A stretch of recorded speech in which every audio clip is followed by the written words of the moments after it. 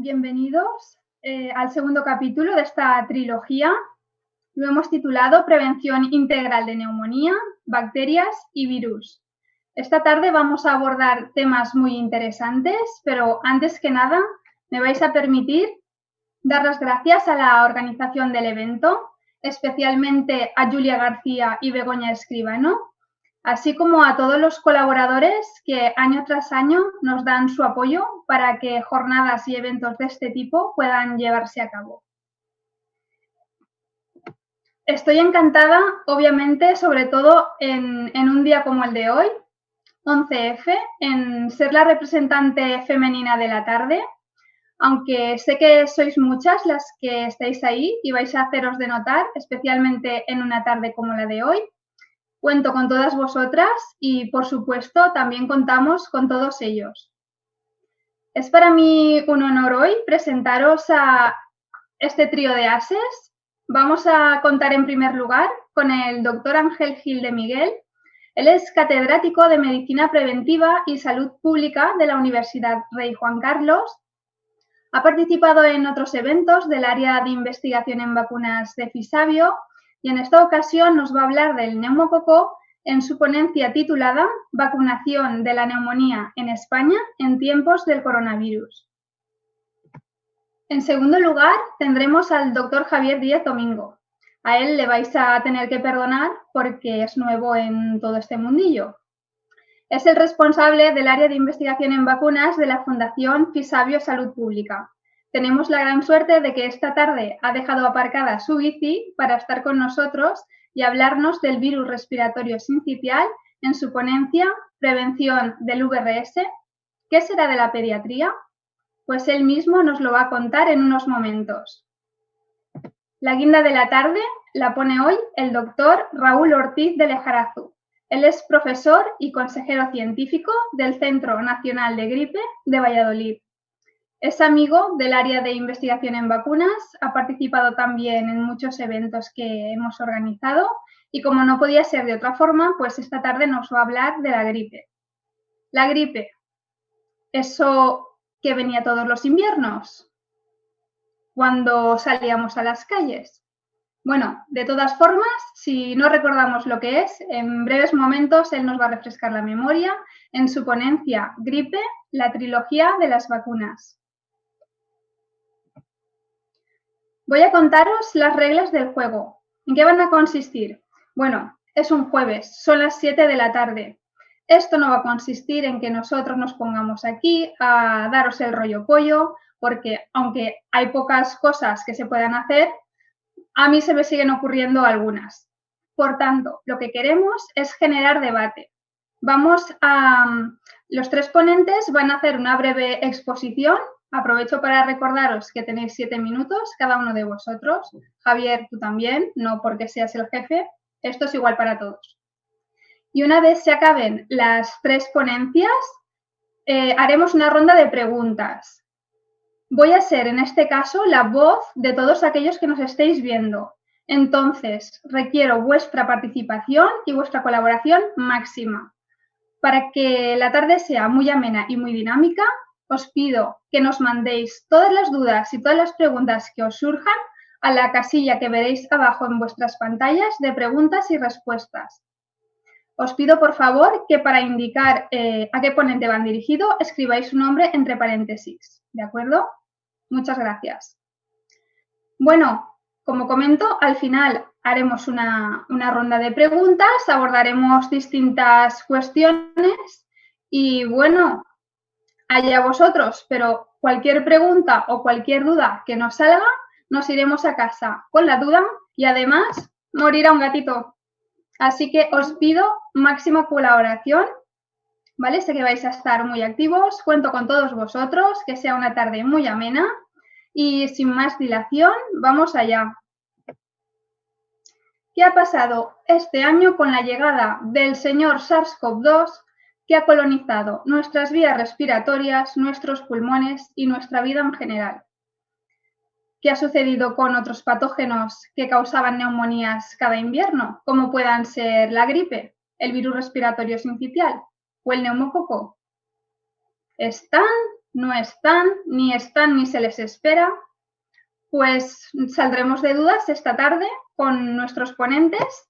En primer lugar, el doctor Gil de Miguel hablará del neumococo. Trataremos el calendario vacunal de la población adulta. Hablaremos de neumonía neumocócica, que es la manifestación clínica más frecuente de esta enfermedad en la población adulta. Trataremos los grupos de riesgo y la importancia de abordar estrategias preventivas. En segundo lugar, tendremos al doctor Díez Domingo. Nos va a trasladar el problema de salud pública que supone el virus respiratorio sincicial. Hablaremos también de los grupos de riesgo y él nos va a describir las distintas vacunas que están en desarrollo y qué tipos son de vacunas, así como las estrategias de vacunación a seguir en cada caso. Finalmente tenemos al doctor Ortiz de Lejarazu, que nos va a contar qué ha sucedido con la gripe esta temporada, si han habido casos, si no han habido casos. Nos va a hablar de la cobertura de esta última temporada 2021, aunque como todos intuimos se ha vacunado hasta el gato. ¿He dicho gato? Nos va a hablar de por qué es necesaria la reformulación de las vacunas de la gripe y nos va a contar la estrategia de vacunación, en qué consiste o si con la aparición del coronavirus hay que modificar. Bueno, cualquier cosa él nos lo va a comentar. Ahora sí que sí, sin más dilación, le doy el turno al primero de nuestros ponentes, al doctor Gil de Miguel. Así que, cuando quiera, adelante.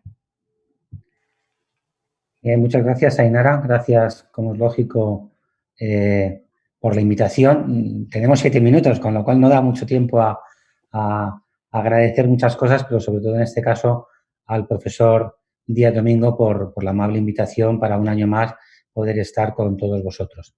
Voy a pasar a compartir ya directamente la pantalla y a compartir la presentación. Bien, el tema que se me ha planteado, como decía Ainara, es el neumococo, la vacunación de la neumonía en tiempos de COVID, tiempos difíciles, pero que realmente han sido tiempos muy motivadores y muy interesantes para todo lo que tiene que ver con la vacunación frente a gripe y frente a neumonía neumocócica. Por dar algún dato y situar un poco la situación de la neumonía neumocócica, recientemente tenemos un trabajo publicado en el año 2020 que nos pone de manifiesto datos que se repiten y que de alguna manera reflejan lo que ya conocíamos y sabíamos, pero han sido actualizados y merece la pena que los comentemos. Después de un estudio multicéntrico se pone de manifiesto pues bueno, que realmente la neumonía neumocócica es una de las principales causas de hospitalización en nuestro medio, que además supone digamos, un volumen tremendamente grande en la incidencia de esta enfermedad y que el 95% de estos ingresos hospitalarios que tenemos se hacen a través de la urgencia, de manera que es un motivo de urgencia y el paciente que finalmente es ingresado va a través de esa vía de entrada que es la urgencia. Un dato también muy relevante, nosotros, como sabéis, hicimos un estudio hace un tiempo y teníamos un coste medio de unos 4.500 euros, pero en esta actualización ya llega a un coste de unos 5.600 euros el coste medio de hospitalización de esta enfermedad. También un dato muy relevante es que la tasa de incidencia de la neumonía va íntimamente relacionada con la edad. Todos los estudios lo reflejan así y en este estudio también más reciente, pues evidentemente vemos cómo la edad es un factor de riesgo y además lo es tanto en, por ejemplo, en patologías crónicas como podría ser la diabetes mellitus o en la otra gráfica que vemos lo que sucede en la enfermedad cardíaca crónica, donde de alguna manera en aquellas personas que tienen más de 65 años el riesgo multiplica casi por 3 en el caso de la diabetes mellitus o casi por 4 en el caso de la enfermedad cardíaca crónica. De manera que el paciente con patología crónica que tiene enfermedad neumocócica va a tener una peor evolución y mayor gravedad de su enfermedad, va a hospitalizar más, va a tener un empeoramiento de la patología de base y va a tener un mayor riesgo de muerte. Recordemos que si quitamos la COVID-19, la neumonía neumocócica es la principal causa de muerte por una enfermedad infecciosa, va a tener un efecto claro sobre la calidad de vida de las personas y además un impacto económico por lo que hemos visto del coste tan importante que tiene la hospitalización por esta enfermedad. Desde el punto de vista de la del agente causal. Como todos sabéis, el agente causal es el Streptococcus pneumoniae, y también hemos visto recientemente en artículos publicados cómo el impacto de la vacunación, tanto en niños como en adultos, de la vacunación con la vacuna conjugada 13 valente, están de alguna manera reduciendo el impacto que tiene la neumonía neumocócica en nuestro entorno.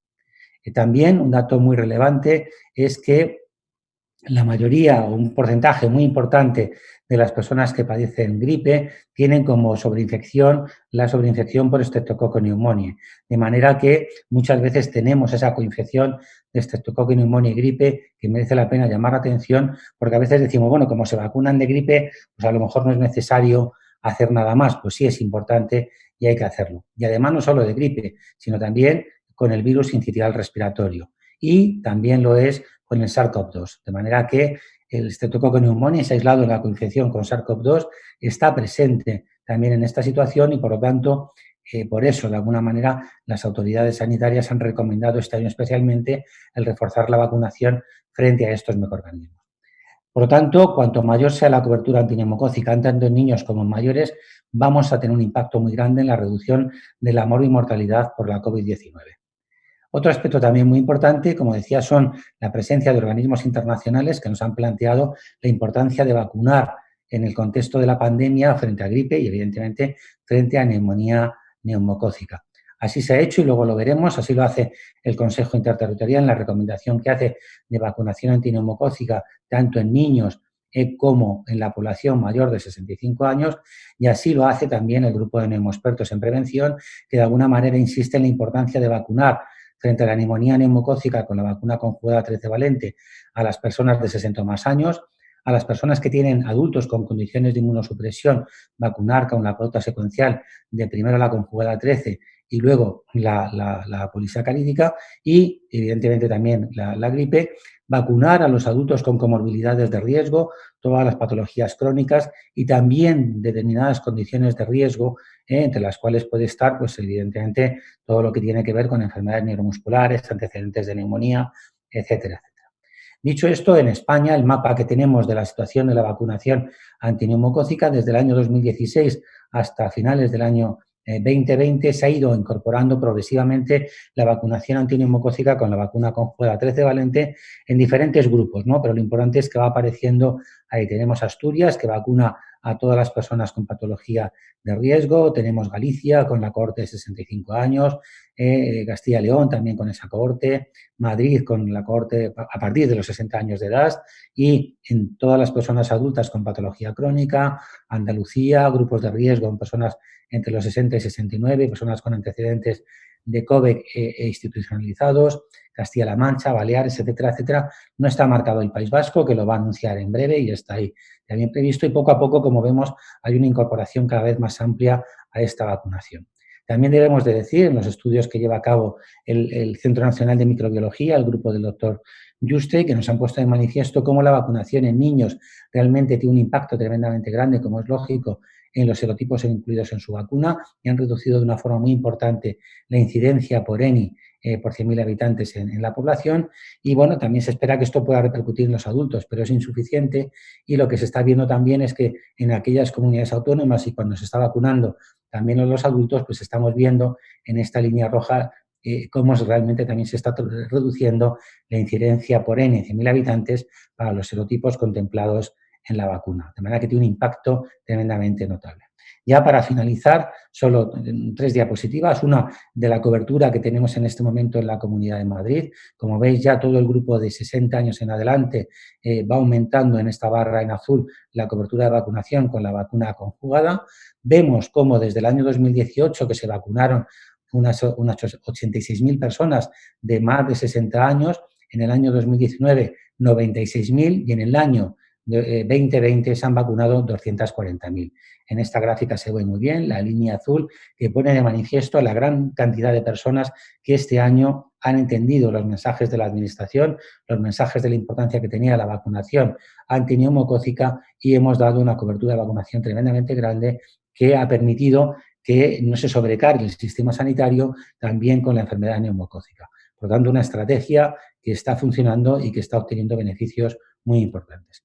Y por mi parte nada más, creo que más o menos me ha ajustado esos 7 minutos y os doy las gracias por vuestra atención. Me quedo pendiente, evidentemente, para las preguntas que puedan surgir después. Gracias. Muchísimas gracias, Ángel, te has ajustado perfectamente al tiempo.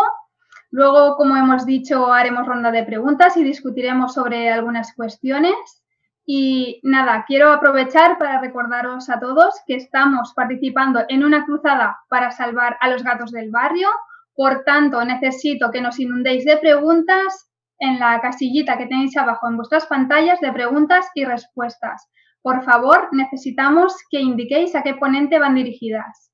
Muchas gracias. Seguimos con el siguiente de ellos. Será el doctor Javier Díez Domingo y nos hablará del virus respiratorio sincitial. Javier, cuando quieras, todo tuyo. Muchas gracias, Ainara, por la presentación y por estar aquí este día tan interesante. Vamos a hablar de la prevención de la infección por virus respiratorio sincitial y le he añadido el subtítulo de ¿qué será de la pediatría? Porque si tenemos en cuenta que el virus respiratorio sincitial es el virus que más patología respiratoria, tanto baja como alta, provoca en los lactantes y la eliminamos de la circulación, pues entonces las consultas pediátricas deberán tornarse a buscar o a tratar otros problemas de salud pública. Pero nosotros todos conocemos muy bien que el virus respiratorio sincitial afecta a los niños pequeños, que es la causa más frecuente de bronquiolitis, pero en los últimos años se ha visto también el impacto importante que está teniendo en los adultos. Una vacunación de los niños llega tarde porque la mayoría de los casos de bronquiolitis graves y que requieren ingreso ocurren en las primeras semanas de vida, de forma que si se produce una incidencia de hospitalización en la Comunidad Valenciana por bronquiolitis de 3,2 por cada 100 niños menores de 6 meses. Eso quiere decir que cada cupo que tenemos en pediatría, cada año nos ingresarán entre 1 y 2 lactantitos que estamos llevando nosotros. Todos hemos oído que este año, y luego nos comentarán, ha desaparecido la gripe en Australia, en el hemisferio sur, donde coincidió el coronavirus con la gripe, y también dijeron que el virus respiratorio sincitial había desaparecido. Sin embargo, fijaos en esta gráfica, en azul está el número de casos reportados de virus respiratorio sincitial, como cuando cae el coronavirus, que desaparece el coronavirus en azul o en verde, está la incidencia anual media de VRS.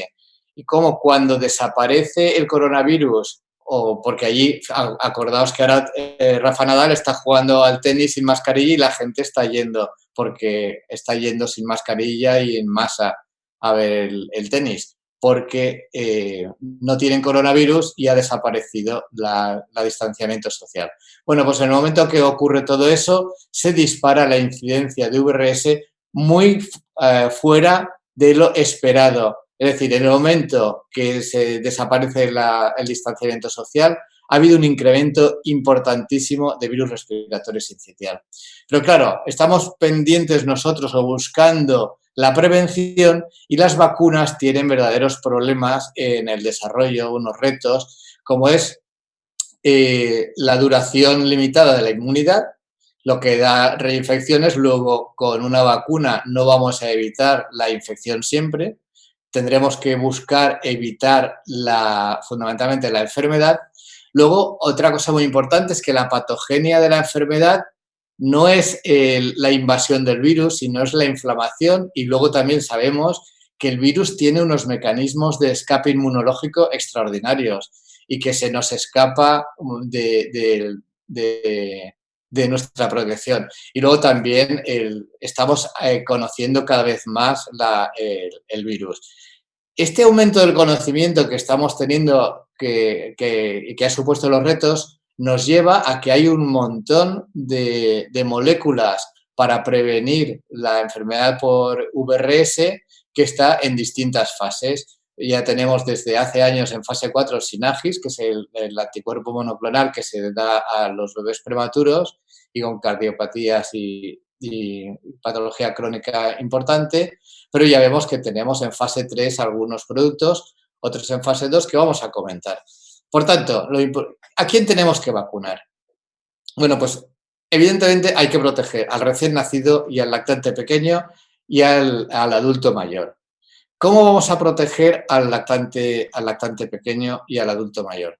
Bueno, pues en la protección del adulto mayor están desarrollándose una serie de vacunas muy interesantes que son parecidas a las de la gripe, es decir, está en ensayos administrar la proteína F, que es parecido a la hemaglutinina y a la neuraminidasa, es decir, es una proteína que sale del virus y que es la que permite que el virus se una a la célula humana, a la cual se le añade un adyuvante o un sistema de adyuvantes y están en desarrollo. Y es una vacuna que posiblemente haya que combinar junto con la de la gripe si funciona para evitar las hospitalizaciones en las personas mayores.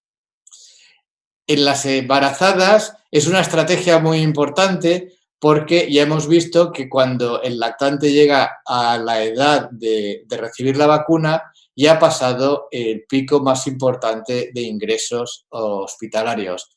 Por tanto, tenemos que proteger al recién nacido durante esos primeros meses o 2 o 3 primeros meses, donde más incidencia de enfermedad grave hay, y esto se puede hacer vacunando a la embarazada, como estamos previniendo la gripe y la tosferina.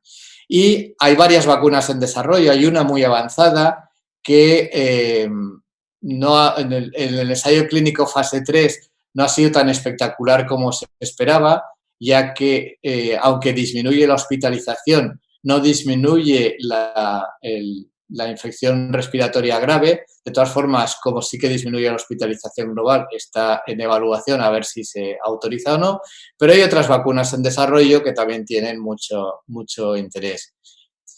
Y una vez se haya protegido al recién nacido, luego habrá que proteger al niño porque aunque pasa la época de más gravedad, la incidencia de bronquiolitis por encima de los 3 meses es muy grande y, por tanto, la estrategia también es de vacunar al lactante con vacunas que se pueden dar a los 2, 4, 6 meses o los 5, 7 para prevenir la infección durante el primer año. Nosotros en Valencia estamos participando en el desarrollo de una vacuna que es compleja, que vamos a presentar los resultados de la fase 1 ahora en el ESPI en este mes de mayo, y ya os adelanto que es una vacuna muy inmunógena y muy segura y que no tiene efectos secundarios, y estamos ya acabando la fase 1B en niños seronegativos. Y es una vacuna en la que tenemos mucha esperanza.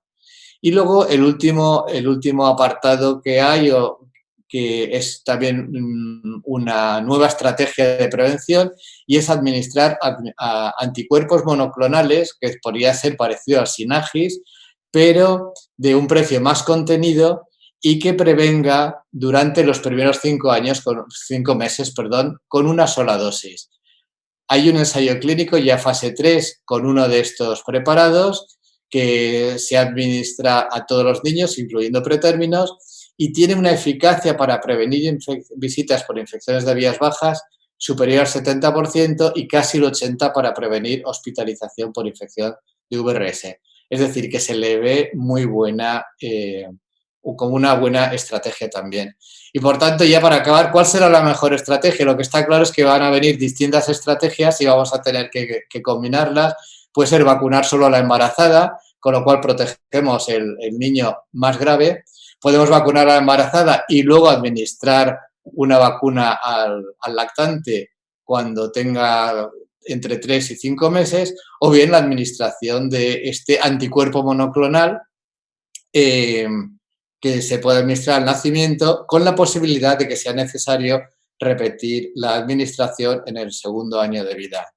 Con todo esto, y como esto se está acercando estos mecanismos de protección, vuelvo al principio de la conferencia del título.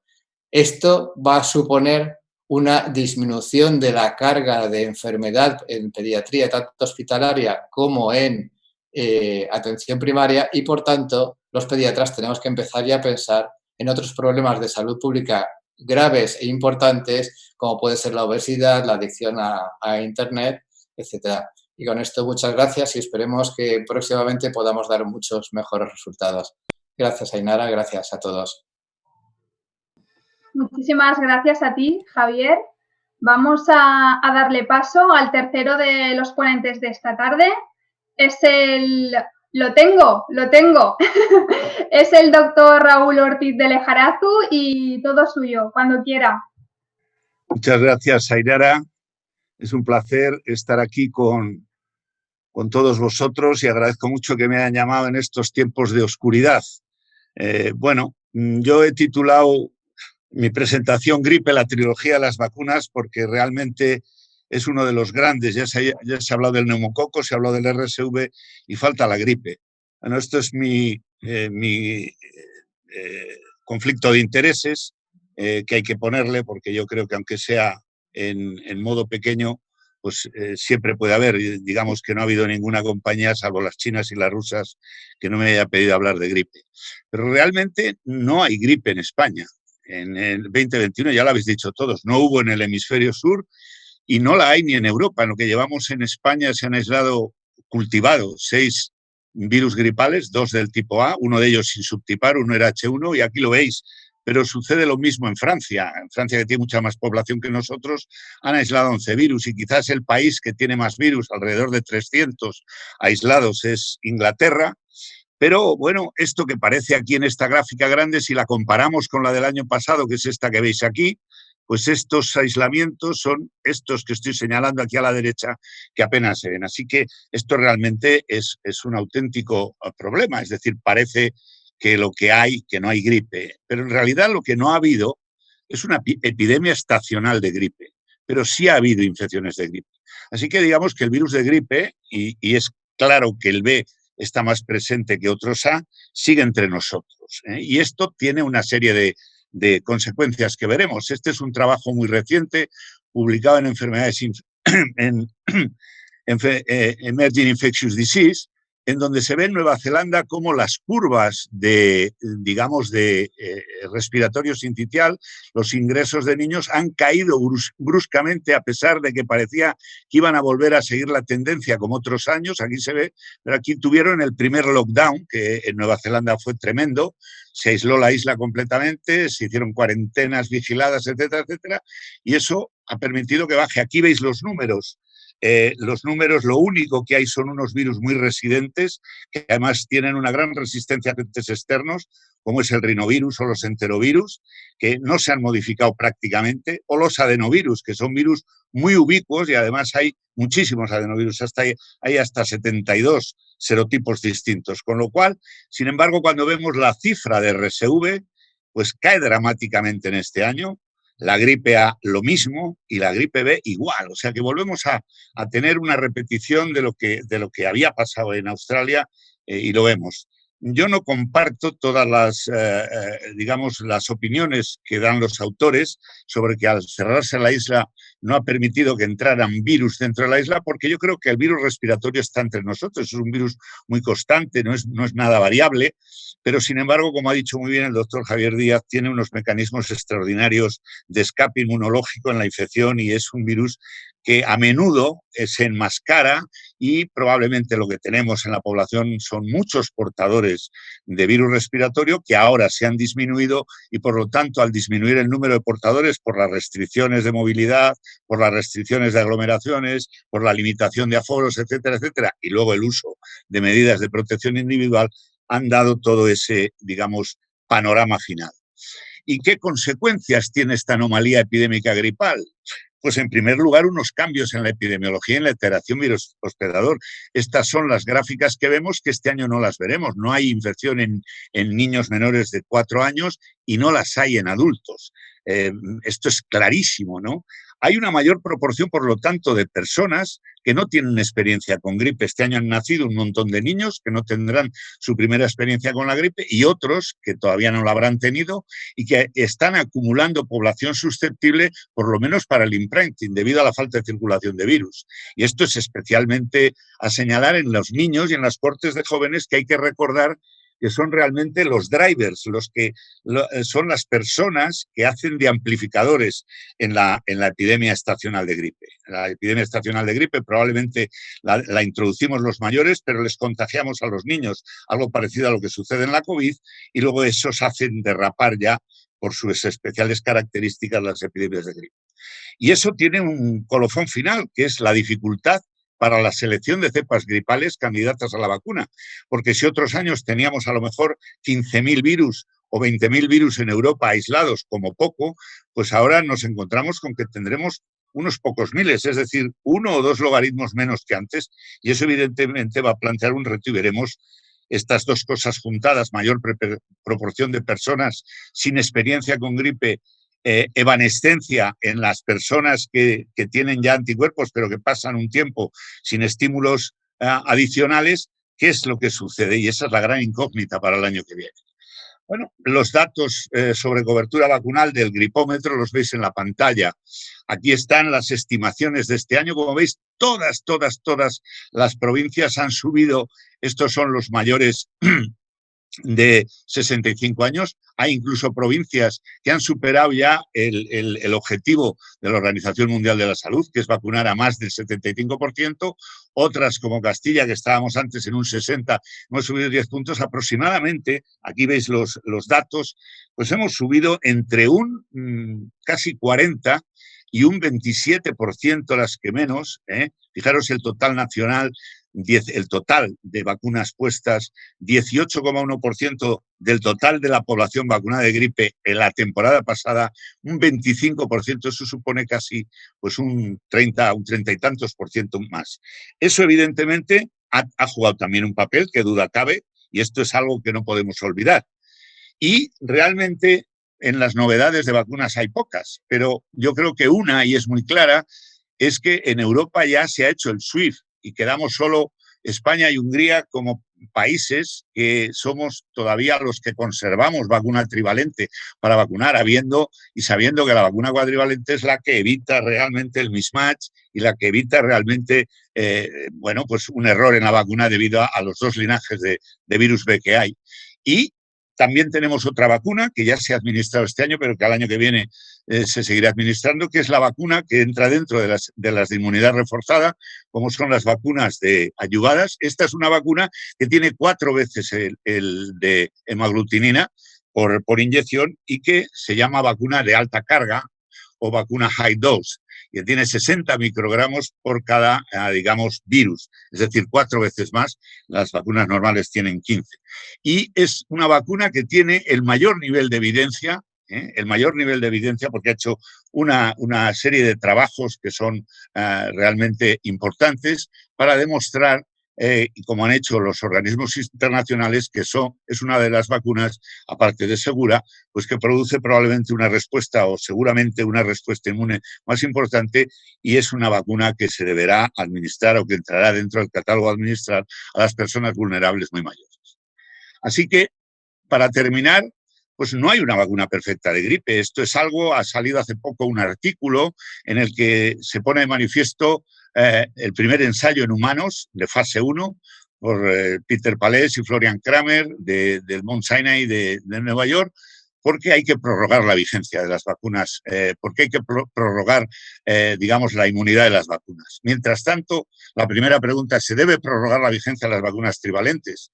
Hay una deriva antigénica, hay un mismatch que afecta a B y hay una evanescencia de anticuerpos probada en gripe, y eso obliga a la revacunación periódica.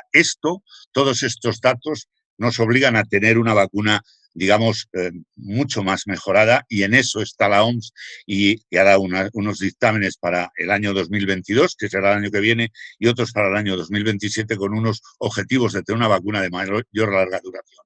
Pero además es que en COVID tenemos ahora una serie de vacunas, y si realmente se dan alguno de los supuestos, aunque fuera parcial, de los que habéis visto en las vacunas de gripe, eso obligaría a una revacunación periódica de COVID que nadie en estos momentos descarta.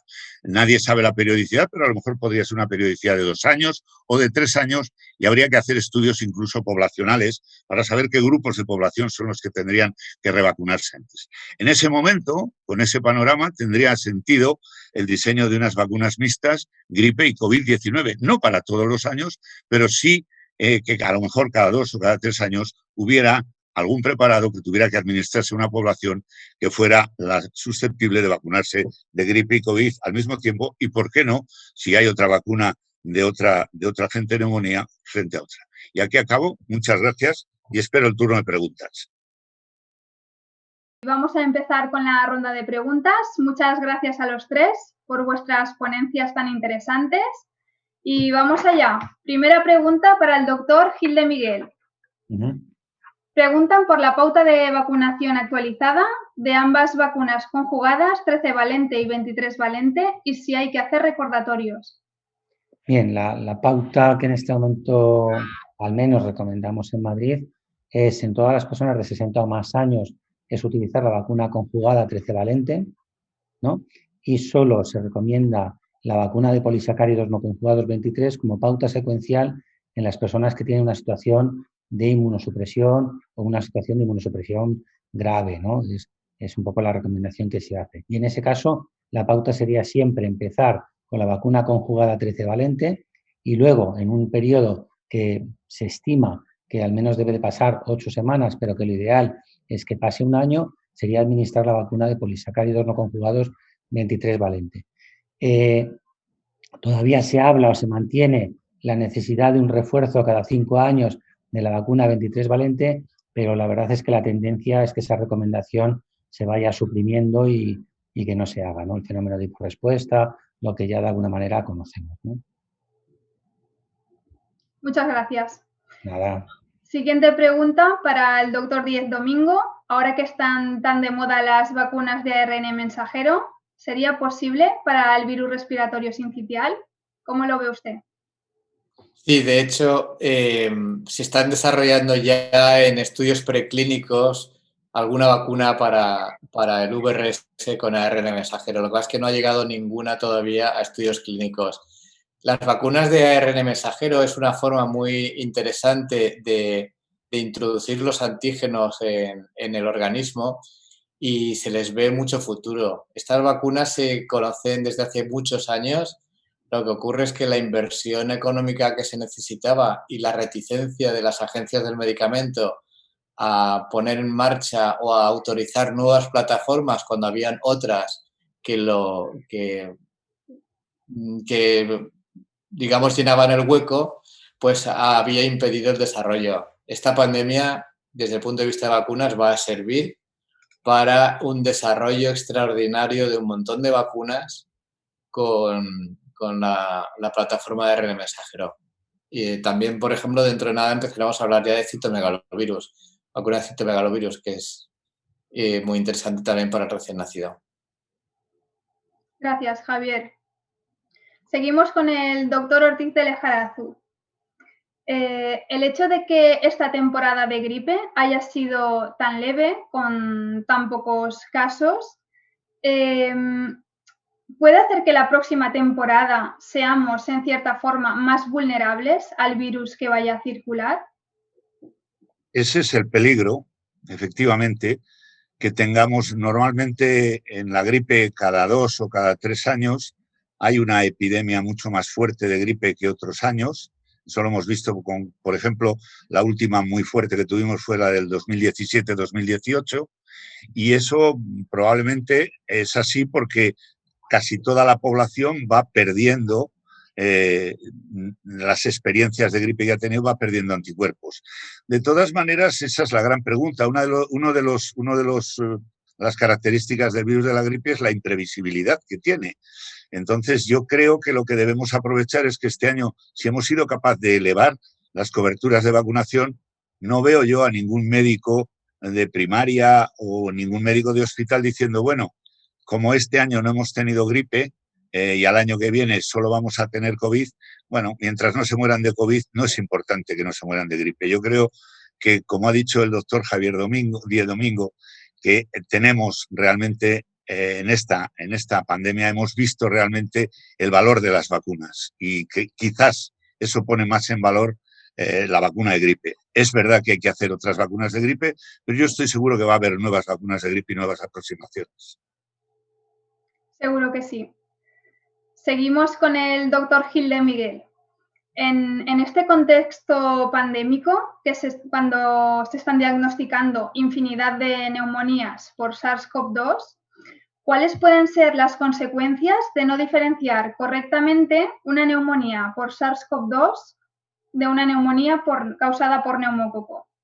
Porque si nos basamos en criterios clínicos y radiológicos por practicidad, ambas tienen el mismo patrón. Luego, ¿qué consecuencias podría tener no distinguir una de otra?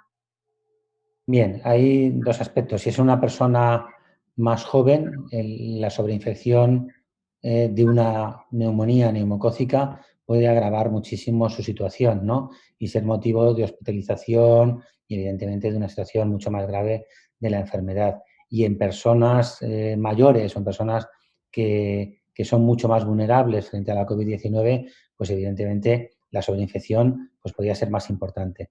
Yo creo que desde ese punto de vista, en los servicios de urgencia sí que saben que estamos en este momento en el periodo de invierno, donde de alguna manera, a pesar de que la frecuencia de gripe y la frecuencia de neumonía sea más baja, en ese diagnóstico diferencial sí que se contempla todas esas posibilidades, ¿no? Precisamente para descartar y para estar seguro de que estamos solo ante una cosa o que estamos ante una posible coinfección, ¿no? Yo creo que eso es lo más importante, porque ya digo, la presencia de neumonía es una presencia grave y además una enfermedad que puede ser mortal, ¿no? Sobre todo en las personas más vulnerables, ¿no?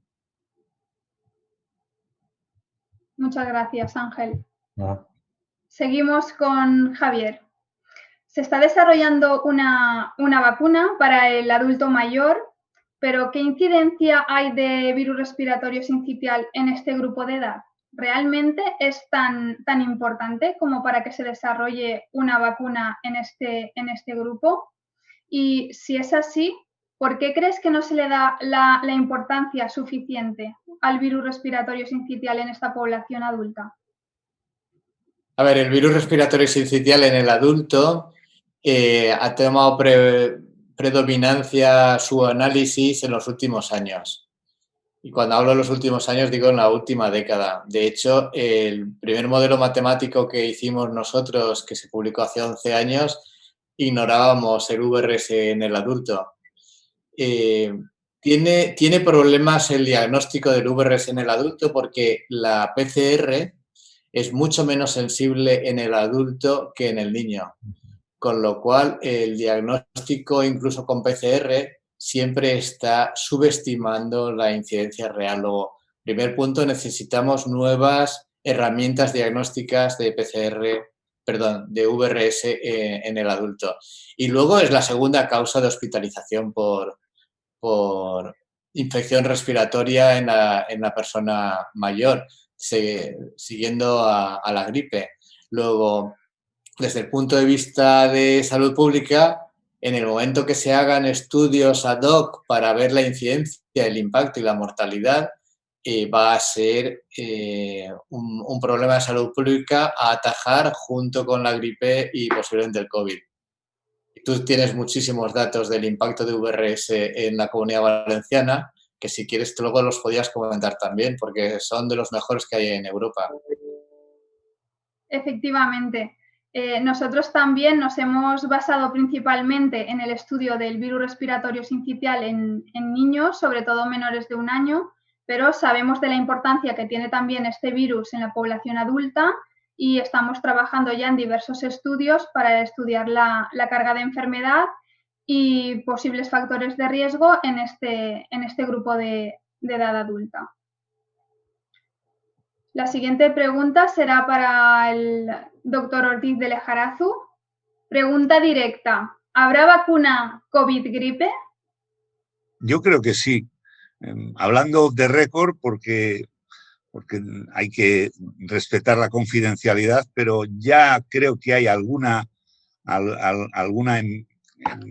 digamos, productora farmacéutica de vacunas que está pensando en esa idea, en hacer una vacuna COVID-gripe. Hay que tener en cuenta que ahora han salido las vacunas de mRNA y han salido las vacunas de vectores, que son plataformas nuevas que no se conocían su aplicación en humanos, era más aplicación en veterinaria, sobre todo las de vectores y algunas de mRNA, pero las nuevas que van a salir van a ser vacunas proteicas, muchas de ellas.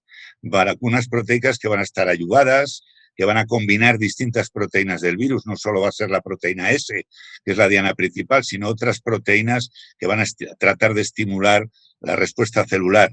En ese panorama yo no veo inconveniente en que si realmente se necesita, como se necesitará cuando este virus esté un poquito más domesticado y la población mundial tenga a un nivel de anticuerpos más importante que el que tiene ahora, y esto tardará tiempo, tardará años, porque no hay que olvidar que no solo somos nosotros los países ricos, sino que todo el mundo juega aquí en la circulación de este virus, pues realmente si se necesita, yo estoy convencido que veremos a lo mejor en un plazo de 2 o de 3 años vacunas de gripe y de COVID. Y posiblemente te añadan también VRS. Si la tenemos, seguro. Al hilo de lo que decías de las vacunas de mRNA, una de las directoras de uno de la vacuna primera de Pfizer-BioNTech es la doctora Alicia Solórzano, que es vallisoletana de nacimiento y palentina de adopción, y precisamente fue contratada el verano pasado por Pfizer porque estaba trabajando, ella llevaba trabajando más de 10 años en vacunas de gripe RNA, basadas en RNA, y necesitaban en Pfizer una persona que conociera un poco el know-how para hablar con los de BioNTech, que eran los que llevaban el peso de la investigación. O sea que yo estoy convencido de que por ahí habrá vacunas de gripe. A lo mejor lo que pasa es que no hay una vacuna mRNA de gripe frente a la cabeza de la hemaglutinina, sino que puede haber a lo mejor vacunas de gripe basadas en mRNA frente al tallo, que da una respuesta muchísimo mayor, y además es una proteína muy poco inmunógena, y una de las virtudes que han tenido las vacunas mRNA es poder hacer inmunógenas y más visibles a proteínas que son invisibles en la estructura del virus. Yo cuando hablabas de VRS, uno de los problemas es que la proteína de fusión del virus oculta, en su estado natural, oculta los epítopos que actúan los anticuerpos neutralizantes. Y si esa se pone en forma desplegada mediante un artificio genético, pues puede ser un paso definitivo. Muchas gracias, porque además habéis contestado también a la incorporación del VRS a esta vacuna, así que genial. Ahora os lanzo una pregunta que va para los tres. Si todas estas medidas que estamos tomando en este contexto pandémico están frenando tanto la propagación de otros virus y bacterias, ¿por qué no hay forma de frenar la COVID? ¿Qué se nos está escapando? ¿Quién va el primero? Bueno, yo creo que tenemos muchos elementos, ¿eh?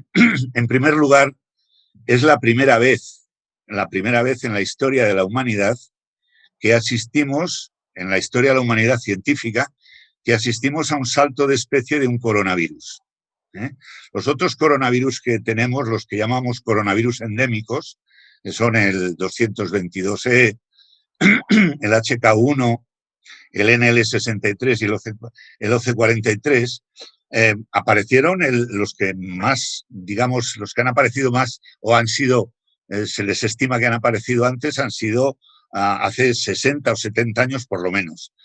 Y es muy probable que no tuvieran, digamos, el componente patogénico y difusor de este que hay ahora. No hay que olvidar que este tiene un número reproductivo que, dependiendo de las circunstancias sociales, es 2,5 o 3, incluso en algunos momentos de la pandemia ha sido mayor de 2,5. Y comparado con la gripe estacional, el número reproductivo básico, es decir, la cantidad de personas que puede infectar una persona durante su infección de gripe, que es una infección muy corta, que dura aproximadamente para la resolución 5 días, pero el virus se elimina solo durante 4 días, con la excepción de los niños, que pueden ser hasta 2 semanas.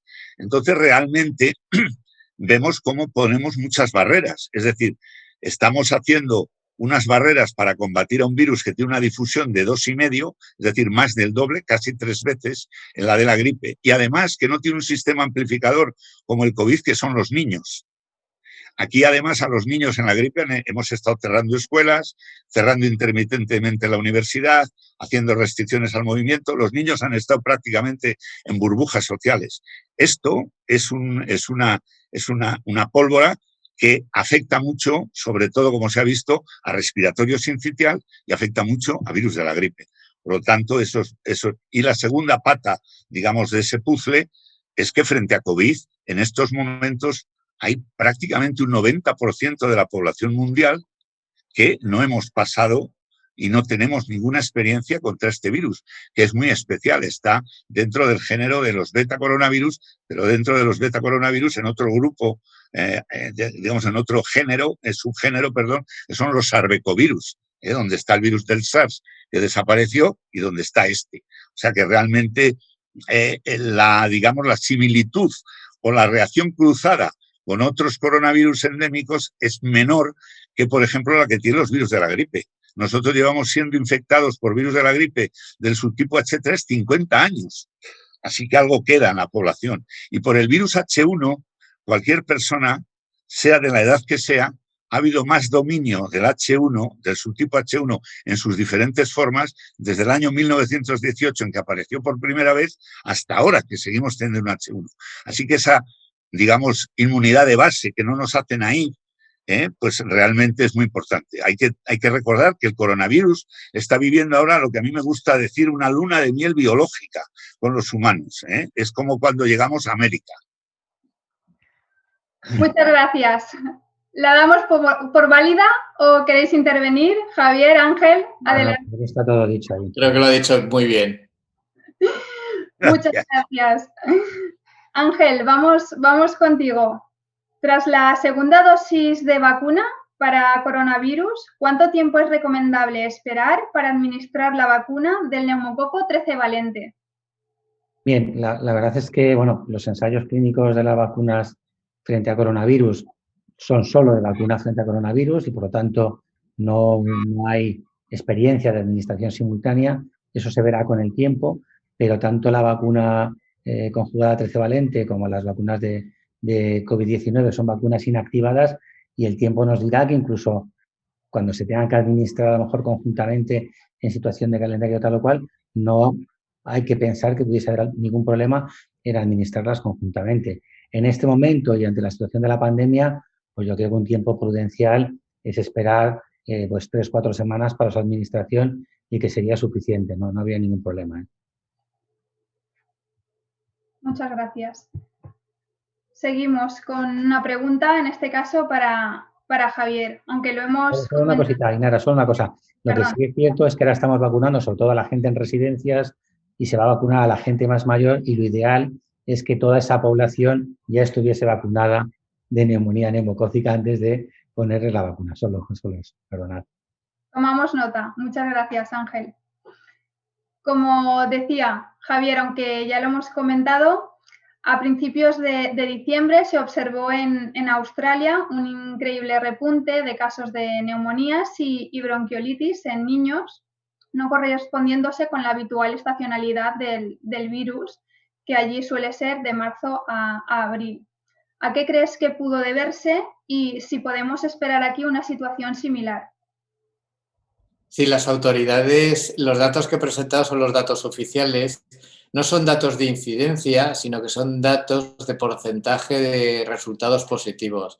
Incidencia no ha dado todavía el gobierno australiano o yo no lo he encontrado.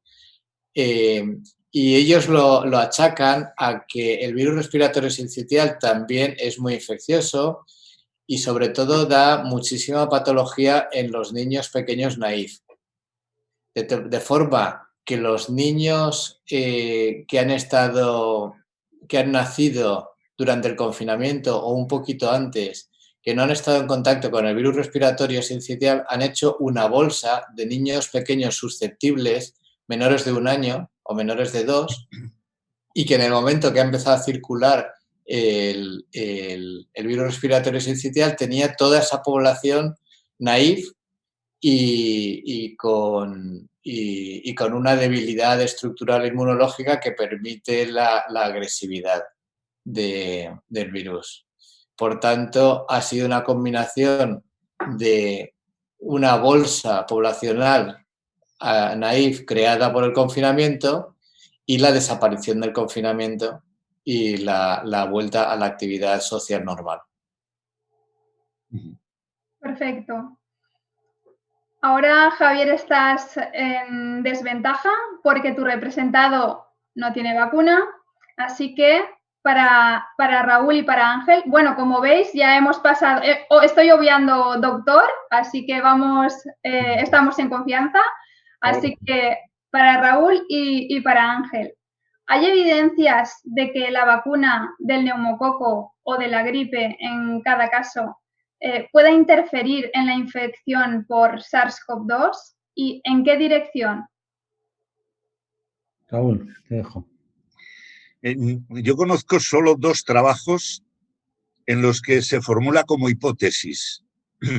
La hipótesis es simplemente que al poner una vacuna, y además hubo muchas de esas hipótesis al principio que conocerá seguro la audiencia, que si la vacuna de la tuberculosis había protegido contra una mayor gravedad de COVID, si la vacuna triple vírica, y lo mismo se ha hecho con la vacuna. En realidad no hay ningún efecto o ningún trabajo que demuestre eso, no hay ninguno.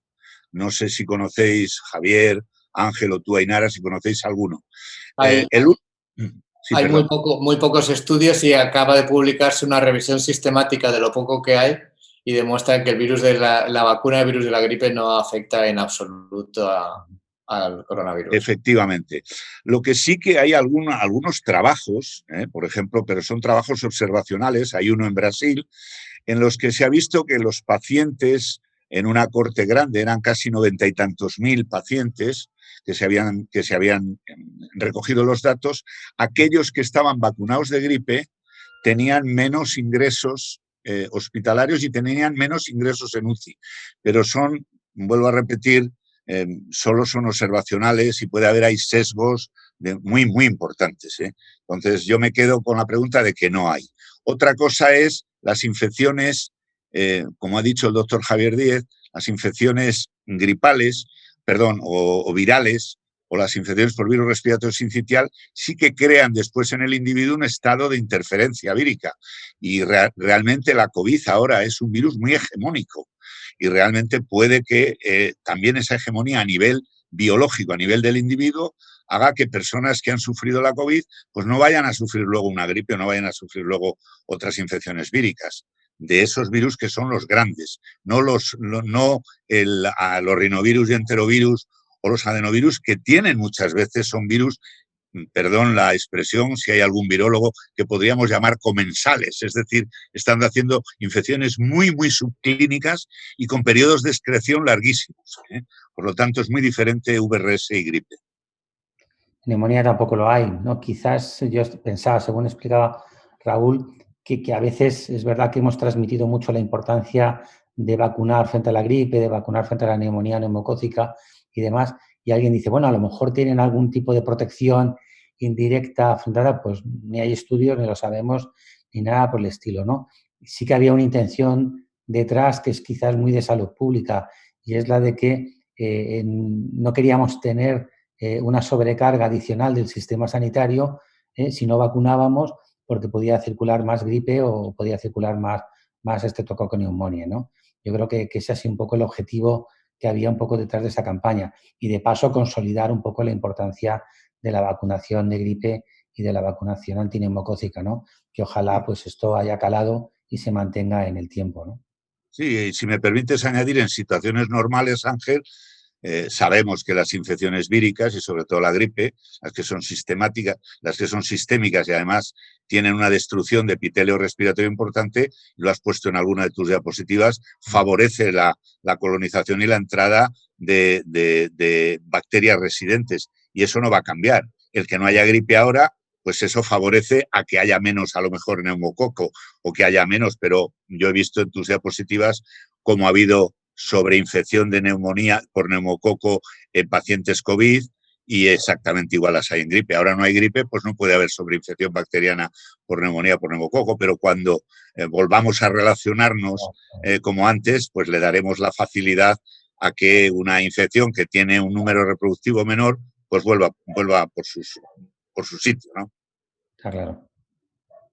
Yo quería preguntar a colación de esto, si sabéis si se están haciendo estudios de coinfección de neumococo y SARS-CoV-2, porque lo que vemos es que el sujeto que ingresa hoy en día con una neumonía sospechosa de SARS-CoV-2 se tratan muchísimos con antibiótico, hasta un 70%, y entonces, si no será que estamos enmascarando el neumococo de alguna forma. Si no lo buscamos y lo tratamos a ciegas. Es cierto, es cierto. Eso yo no se habla tanto, pero al principio está claro que se daba antibiótico en el momento que había neumonía bilateral, intersticial y demás. Uno de los medicamentos que se incorporaba era el antibiótico de una forma empírica, ¿no? Sin saber muy bien qué podía pasar y evidentemente lo podíamos estar enmascarando, ¿no? Yo creo que ahora ya se ha corregido un poco eso y no se hace tanto, ¿no? Sí, sí, y eso también ocurre con la gripe y SARS-CoV-2. Hay muy pocos trabajos publicados sobre coinfecciones, pero a mí me llamó mucho la atención de un artículo, uno de los primeros, publicado en Emerging Infectious Disease, en los que no se había podido diagnosticar el coronavirus porque se había diagnosticado primero la gripe por PCR y realmente la excreción de virus gripal enmascaró la detección de COVID que se hizo aproximadamente una semana y media después. O sea que esto que hablaba antes, que necesitamos sistemas diagnósticos más sensibles para VRS, porque las PCR son menos sensibles, hay que tener en cuenta eso. En las PCR múltiples no todas las dianas tienen la misma sensibilidad. Y esa es una de las cosas que se han planteado los CDC, que se han planteado los australianos, se han planteado en Canadá, que se ha planteado incluso la OMS, que no solo es una falta de vigilancia de la gripe o de RSV, sino que a lo mejor los sistemas diagnósticos, bueno, pues con el coronavirus y con otros se enmascaran las infecciones y algunas, bueno, pues se diagnostica coronavirus y dice, bueno, esto es ya coronavirus, no vamos a dar otra vuelta o vamos a volver al cabo de 6 o 7 días a ver si además tenía un VRS o un... Estamos hace menos de un año que empezó esto, o hace un año y un mes que empezó esto, o sea que queda todavía un montón de estudio por hacer. Efectivamente, efectivamente. Voy a lanzar una pregunta a Javier, que era personal y que además coincide con una que nos han hecho los telespectadores. Se sabe que en los años 70, con la vacuna inactivada con formaldehído, lo que se consiguió finalmente fue una enfermedad potenciada. ¿Cómo se está estudiando que la vacuna del lactante no produzca este mismo efecto? Sí, esta pregunta es muy interesante y este hecho es el que ha llevado tanto a que se retrase tanto el desarrollo de la vacuna del VRS, porque no se llegaba a comprender bien el porqué de la enfermedad potenciada. Parece ser que uno de los mecanismos más importantes es que cuando se administró esta vacuna que producía unos niveles de anticuerpos neutralizantes bajos, lo que hacía además era que el estímulo linfocitario, en vez de hacia la línea TH1, que es la que, digamos, resuelve el problema de infección viral, lo estimulaba hacia la vía TH2 mediante otra liberación de interleuquinas. Y esa vía TH2 lo que hace es aumentar, digamos, la respuesta inflamatoria del organismo.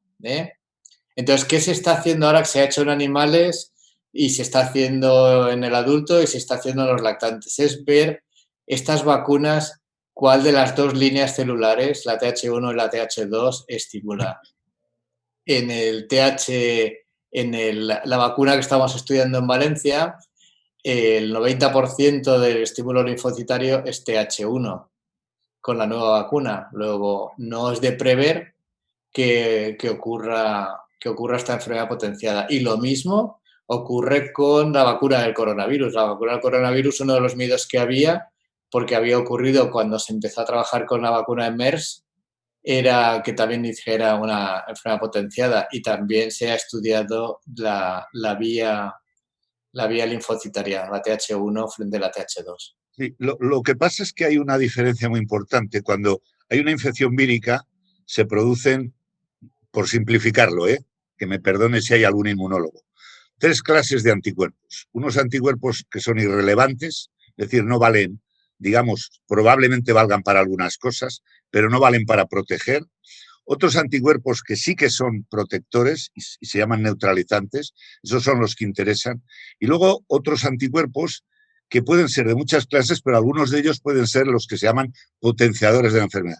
En todas las infecciones víricas en las que haya implicación de macrófagos, que son unas células que tienen receptores para el fragmento cristalizable de las inmunoglobulinas, pueden utilizar esos anticuerpos que no son protectores, pero que son otros que se fijan y, digamos, ayudar a llevar a los macrófagos a los sitios donde hay células infectadas y las atacan.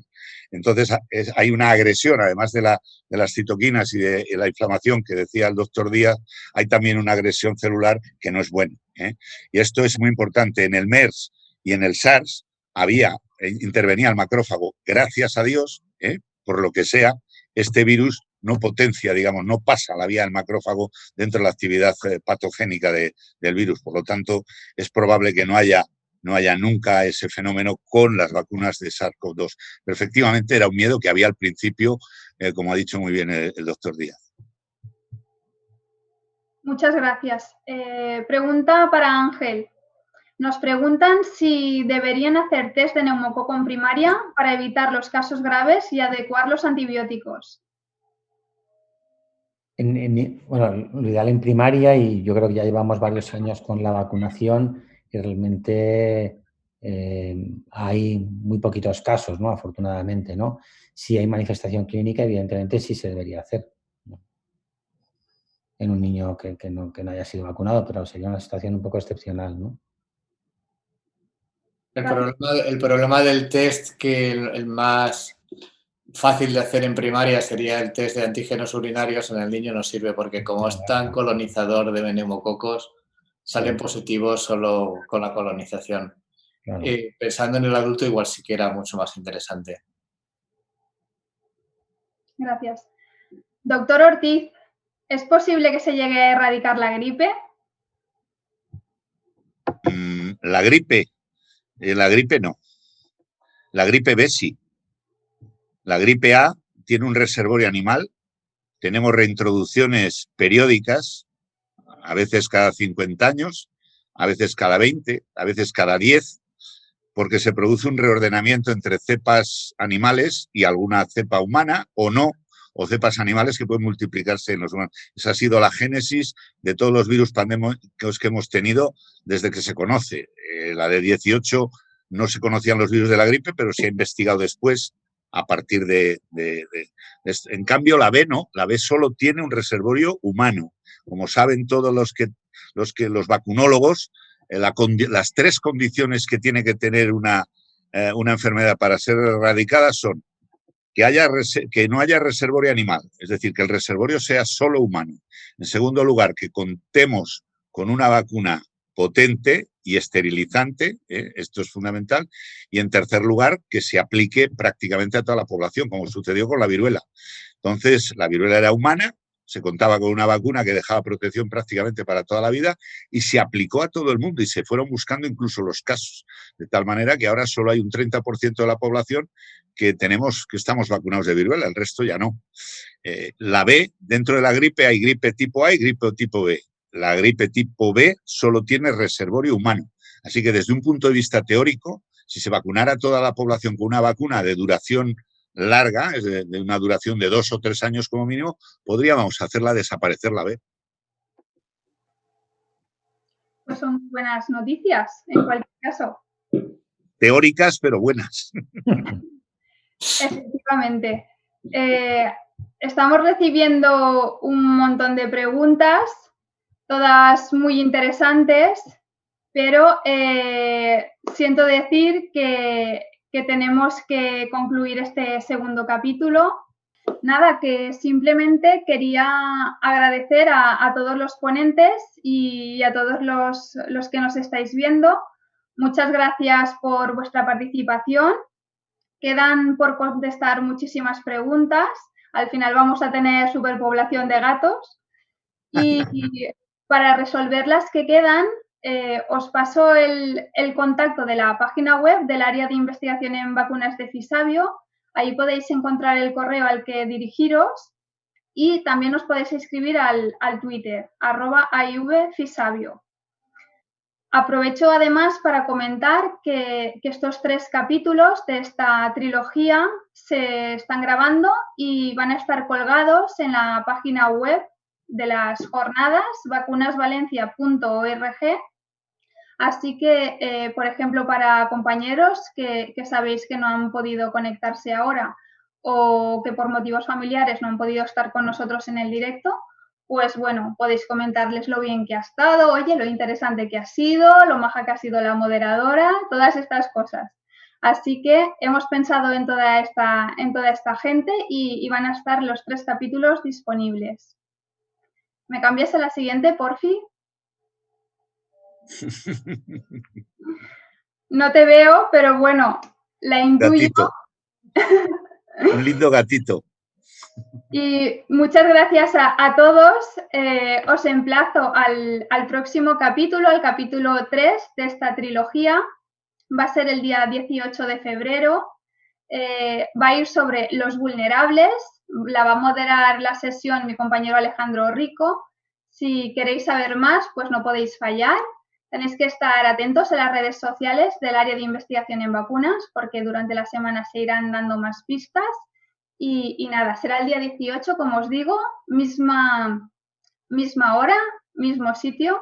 Y nada, que no podéis fallar porque se van a debatir temas también muy interesantes. Muchas gracias de nuevo a los 3 y a todos los que habéis participado por haber hecho una tarde tan amena y tan dinámica. Muchas gracias a todos. Buenas noches. Gracias, Ainara.